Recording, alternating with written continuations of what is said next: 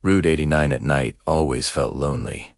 But for Daniel, it was the only shortcut to Flagstaff. The desert air was cold, the moon low, and every few miles the wind pushed sand across the road like restless shadows. Around 1:40 a.m., as he crossed a dead stretch between Page and Bitter Springs, he saw him a lone hitchhiker. The man stood perfectly still at the roadside, head slightly lowered, arms limp, wearing a pale gray jacket that blended into the desert night. Daniel slowed instinctively, but something felt wrong. The hitchhiker's skin looked too white, too smooth, like wax left under a cold lamp. His face had no expression at all, just wide eyes that didn't blink. Daniel didn't stop. He pressed the gas, heart steadily climbing. But as he passed the figure, he saw the hitchhiker's head jerk upward too fast, too unnatural. And then slam. Something crashed into the windshield.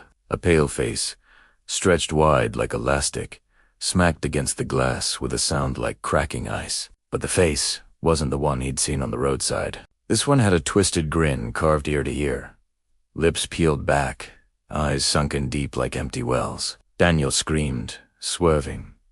The face slid across the glass like wet clay and vanished. Breathing hard, he pulled over. The night was silent. Nothing around, no footprints, no blood, no damage, just desert wind whispering through sagebrush.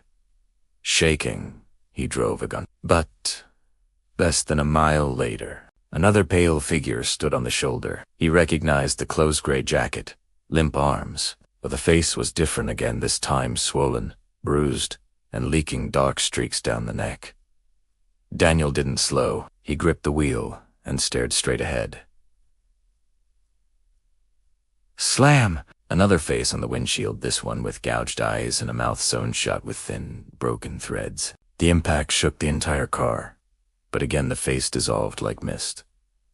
When Daniel finally reached a gas station, he stumbled out, trembling.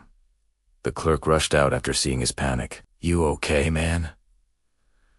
Daniel pointed to his car doors. The clerk froze. Every inch of Daniel's driver's side door had deep carvings, 3 faces, each one exactly like the ones he'd seen slammed against his windshield. And the last one was smiling.